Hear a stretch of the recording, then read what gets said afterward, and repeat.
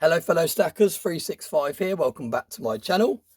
So in today's video I wanted to discuss a comment that the stack collector left on one of my videos.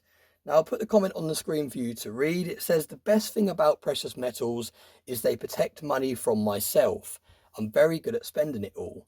Now I think that's a great comment because a lot of people say they buy this stuff to protect themselves from inflation and to protect their spending power.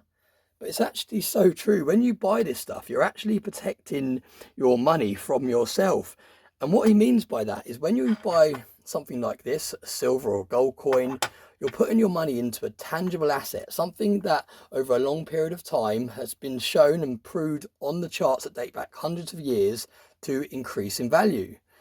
Now, when you spend your money on other things like material items, whether it be shoes, trainers, a jacket, even down the pub with your friends, having a few drinks and buying a meal. Now, don't get me wrong, I'm not saying you shouldn't do those things, but it's easy to get carried away and every single Friday go down the pub with your friends.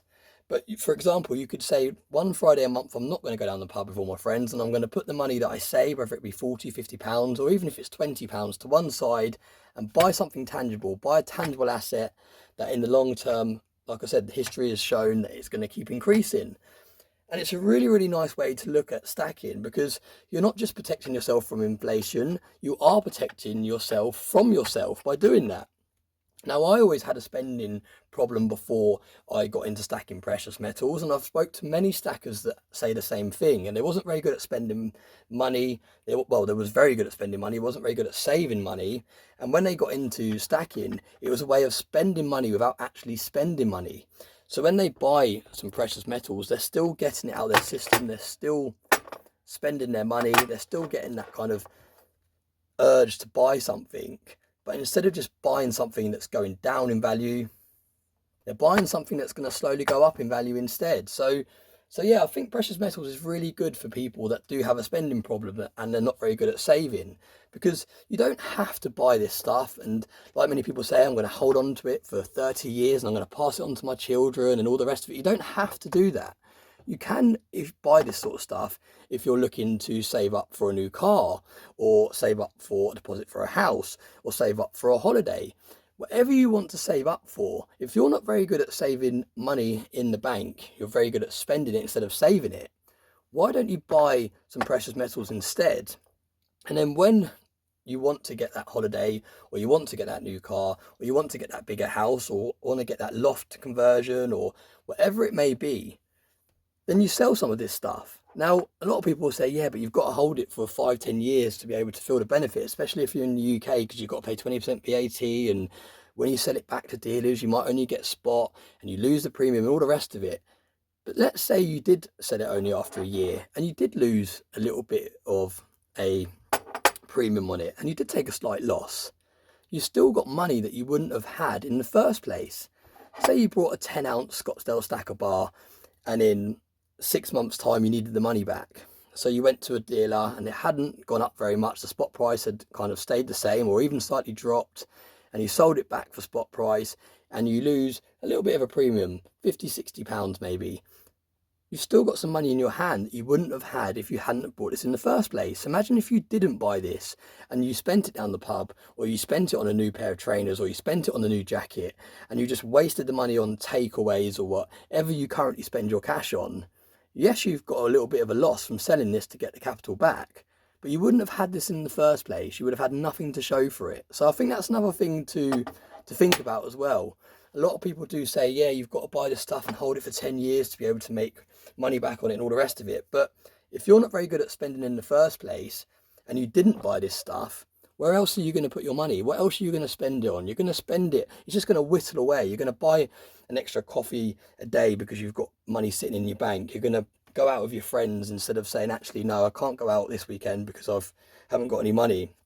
You're going to keep spending because you've got money sitting there. Whereas if you're locking it up in this stuff is a lot harder to spend. You can't walk down the shop and hand that over and say, give me a pair of trainers, or walk into the shop and buy an extra burger with your McDonald's because you've got some spare cash sitting there. It's not that easy.